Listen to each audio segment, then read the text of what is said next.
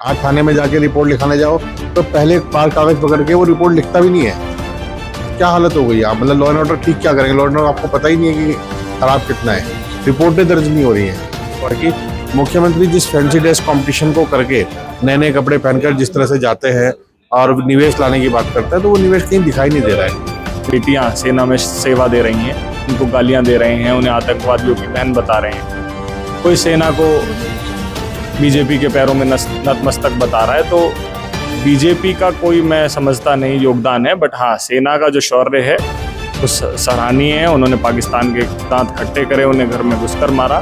बिल्कुल पॉलिटिकल दबाव में दर्ज नहीं हो रही है। कांग्रेस के टाइम में से नहीं, कभी नहीं होता था। कांग्रेस में रिपोर्ट दर्ज होती थी, आप फोन करो दर्ज होती थी। आज आप फोन करो रिपोर्ट दर्ज नहीं होगी। पूरी पुलिस के सिस्टम पे दबाव बनेगा कि अपराधियों के साथ खड़े जाएं।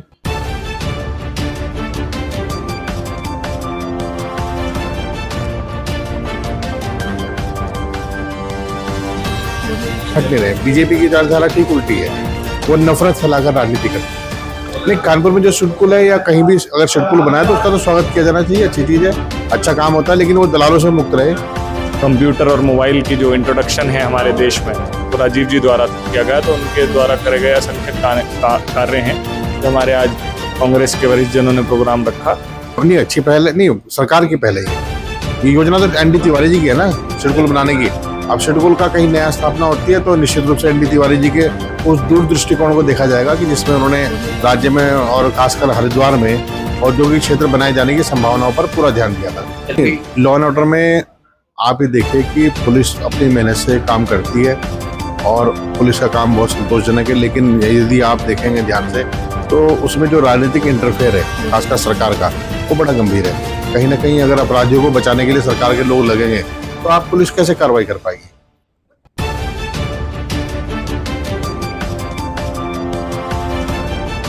हमारी पार्टी मंथन कर रही है और आने वाले समय में उम्मीद है हमें अच्छे प्रत्याशी जो हैं हमारी पार्टी से आएंगे और निसंदेह 2027 में उत्तराखंड में कांग्रेस की सरकार बनेगी और ये युवाओं की सरकार होगी, ये ईमानदारी की सरकार होगी और ये भ्रष्टाचार मुक्त सरकार होगी। आज के कार्यक्रम को लेके कांग्रेस की जो रणनीति है उन लेवल पे कहीं ना कहीं लैग कर जाती है कंपेयर टू बीजेपी।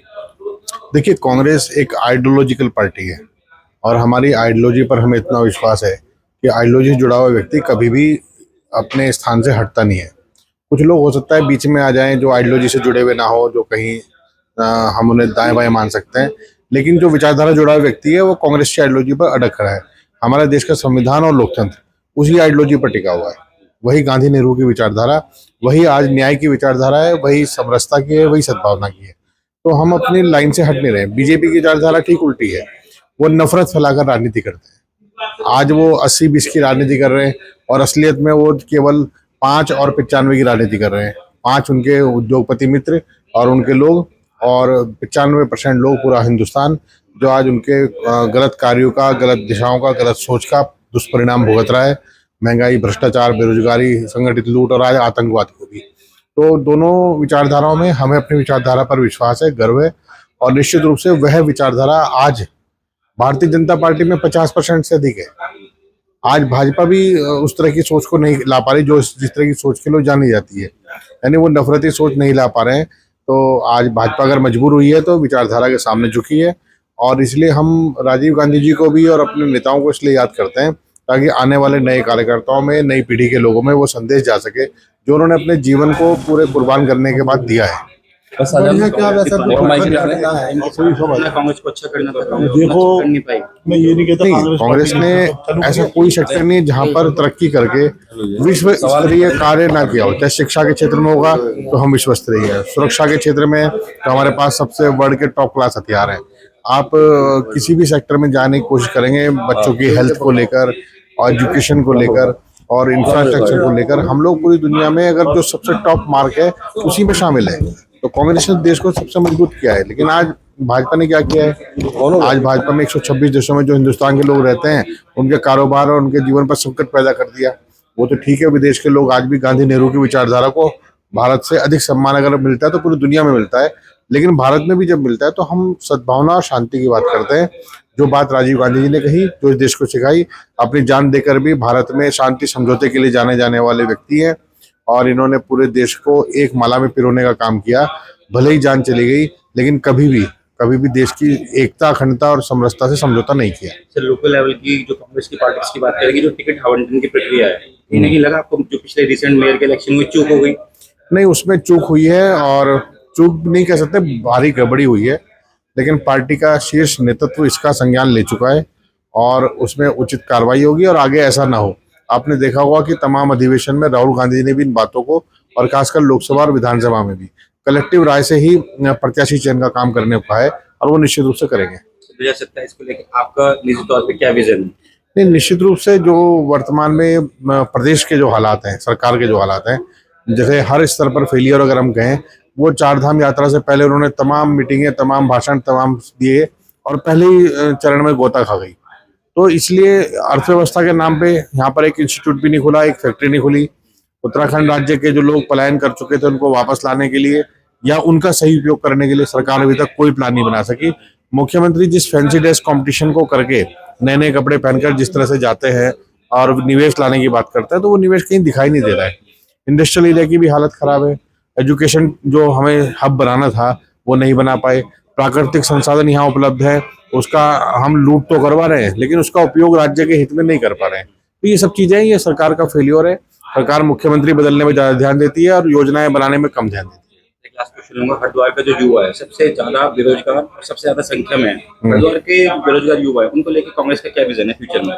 नहीं, निश्चित रूप से जो खाली पड़े पद है यदि वो भर जाएंगे तो जो कॉर्पोरेट सेक्टर है उसमें भी नौकरियां निकलेंगी ज्यादा, और एक तरह से अर्थव्यवस्था जब मूव करती है तो रोजगार के अवसर खड़े होते हैं, चाहे वो कारोबार के रूप में हो, चाहे वो छोटे किसी भी व्यवसाय के रूप में हो, या किसी भी दृष्टिकोण से हो, तो निश्चित रूप से वो अवसर बढ़ते हैं। कांग्रेस तभी मजबूत होगी जब लोग मजबूत होंगे। कानपुर में जो सिटकुल है उसका आप स्वागत करते हैं? नहीं, कानपुर में जो सिडकुल है या कहीं भी अगर सिडकुल बनाए तो उसका तो स्वागत किया जाना चाहिए, अच्छी चीज है, अच्छा काम होता है, लेकिन वो दलालों से मुक्त रहे। बीजेपी की अच्छी पहल मानते हैं? हाँ, नहीं, अच्छी पहल नहीं, सरकार की पहल है ये योजना तो एनडी तिवारी जी की है ना, सिडकुल बनाने की। अब सिडकुल का कहीं नया स्थापना होती है तो निश्चित रूप से एनडी तिवारी जी के उस दूर दृष्टिकोण को देखा जाएगा कि जिसमें उन्होंने राज्य में और खासकर हरिद्वार में औद्योगिक क्षेत्र बनाए जाने की संभावनाओं पर पूरा ध्यान दिया था। लॉ एंड ऑर्डर पे कुछ कमेंट करना चाहिए, क्योंकि लॉ एंड ऑर्डर के में देखा गया है कि रुड़की में भी एक वाकया हुआ था, फर्नीचर वालों के साथ में एक हुआ था, लेकिन अभी तक वो अरेस्टिंग्स नहीं हो पाई। तो लॉ एंड ऑर्डर नहीं, लॉ एंड ऑर्डर में आप ये देखिए कि पुलिस अपनी मेहनत से काम करती है और पुलिस का काम बहुत संतोषजनक है, लेकिन यदि आप देखेंगे ध्यान से तो उसमें जो राजनीतिक इंटरफेयर है खासकर सरकार का, वो बड़ा गंभीर है। कहीं ना कहीं अगर अपराधियों को बचाने के लिए सरकार के लोग लगेंगे तो आप पुलिस कैसे कार्रवाई कर पाएगी, और कहीं ना कहीं पुलिस में भी अगर दो चार लोग भ्रष्ट है तो आप उनको कैसे मतलब वो करने का काम करेंगे, कौन सी विजिलेंस है, कौन सी कार्रवाई जो हो रही है। आज थाने में जाके रिपोर्ट लिखाने जाओ तो पहले बार कागज पकड़ के वो रिपोर्ट लिखता भी नहीं है, तो क्या हालत हो गई। आप मतलब लॉ एंड ऑर्डर ठीक क्या करेंगे, लॉ एंड ऑर्डर आपको पता ही नहीं है कि खराब कितना है, रिपोर्टें दर्ज नहीं हो रही है। पॉलिटिकल इन्वॉल्वमेंट मानते हैं आप? बिल्कुल पॉलिटिकल दबाव में दर्ज नहीं हो रही है। कांग्रेस के टाइम में ऐसा नहीं हुआ? नहीं, कभी नहीं होता था। कांग्रेस में रिपोर्ट दर्ज होती थी, आप फोन करो दर्ज होती थी। आज आप फोन करो रिपोर्ट दर्ज नहीं होगी, पूरी पुलिस के सिस्टम पे दबाव बनेगा कि अपराधियों के साथ खड़े हो जाएं। जी की पुण्यतिथि है, मैं सर्वप्रथम उनको नमन करता हूँ। राजीव जी वो शख्सियत थी जिन्होंने देश को सुदृढ़ बनाया, मजबूती दी। राजीव जी वो थे जिन्होंने युवाओं को अधिकार दिया वोट का। 18 साल की जो आयु मताधिकार की है वो राजीव जी द्वारा दी गई। कंप्यूटर और मोबाइल की जो इंट्रोडक्शन है हमारे देश में वो राजीव जी द्वारा किया गया। तो उनके द्वारा करे गए असंख्य कार्य हैं जो हमारे आज कांग्रेस के वरिष्ठ जनों ने प्रोग्राम रखा, हम उनको याद कर रहे हैं। और आने वाले समय में कांग्रेस को मजबूती दी जाए और ऐसे ही उनके पद चिन्हों पर चलकर राजीव जी के हम आगे कार्य करें। बीजेपी की जो ग्राउंड लेवल की जो एक पॉलिटिक्स है, चाहे तिरंगा यात्रा हो चाहे बहुत कुछ हो, कांग्रेस की जो एक इस तरह की जो विरोध के जो है कुछ प्रदर्शन ऐसे देखने को नहीं मिलते। खास क्या वजह मानते हैं कि कांग्रेस लैग कर जाती है? देखिए, मैं सर्वप्रथम इसमें मीडिया का जो है बैक स्टेप मानूंगा।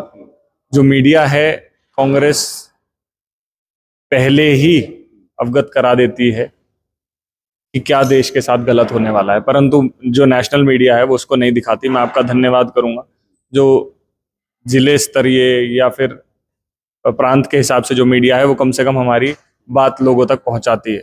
कांग्रेस निरंतर जो है देश के लिए आवाज उठाने का काम कर रही है और विपक्ष है तो सवाल पूछेगा। अभी हमारी देश की सेना ने इतना बढ़िया शौर्य और साहस दिखाया, परंतु मैं कहूँगा उसमें पार्टी का जो रोल रहा, भारतीय जनता पार्टी का, वो निसंदेह अच्छा नहीं रहा। तो हमारी सेना का जो शौर्य है वो दिन प्रतिदिन बढ़ रहा है। तो उन्हें और ताकत और मनोबल देने के लिए हमारी पार्टी को काम करना चाहिए था, परंतु उनके लोग हमारी जो बेटियां सेना में सेवा दे रही हैं उनको गालियां दे रहे हैं, उन्हें आतंकवादियों की बहन बता रहे हैं। कोई सेना को बीजेपी के पैरों में नतमस्तक बता रहा है, तो बीजेपी का कोई मैं समझता नहीं योगदान है, बट हाँ सेना का जो शौर्य है वो सराहनीय है। उन्होंने पाकिस्तान के दांत खट्टे करे, उन्हें घर में घुसकर मारा। परंतु दूसरी तरफ अगर हम देखते हैं तो बीजेपी द्वारा जो कार्य करे जा रहे हैं वो निंदनीय है। अगर बात करें नगर निगम की, जो भी रिसेंट इलेक्शन हुए हैं, तो लग रहा है टिकट आवंटन को लेकर कहीं ना कहीं चूक हुई है। देखिए, पार्टी का जो निर्णय है वो सर्वोपरि है। चूक होना ना होना इस पर पार्टी मंथन करेगी। मैं इसलिए बोलूँ क्योंकि 27 के स्टार्टिंग में ही बिगुल बच चुका है, ऑलमोस्ट तैयारी सबने शुरू कर दी है, क्योंकि टिकट आवंटन को लेकर गलतियां हुई, कांग्रेस तीसरे नंबर पे पहुंच गई। देखिए, जो हुई नहीं हुई मैं उस पर कोई टिप्पणी नहीं करूंगा। प्रयास सभी लोग करते हैं, हार जीत ये सब लगी रहती है। तो हमारी पार्टी मंथन कर रही है और आने वाले समय में उम्मीद है हमें अच्छे प्रत्याशी जो हैं हमारी पार्टी से आएंगे और निसंदेह 2027 में उत्तराखंड में कांग्रेस की सरकार बनेगी और ये युवाओं की सरकार होगी, ये ईमानदारी की सरकार होगी और ये भ्रष्टाचार मुक्त सरकार होगी।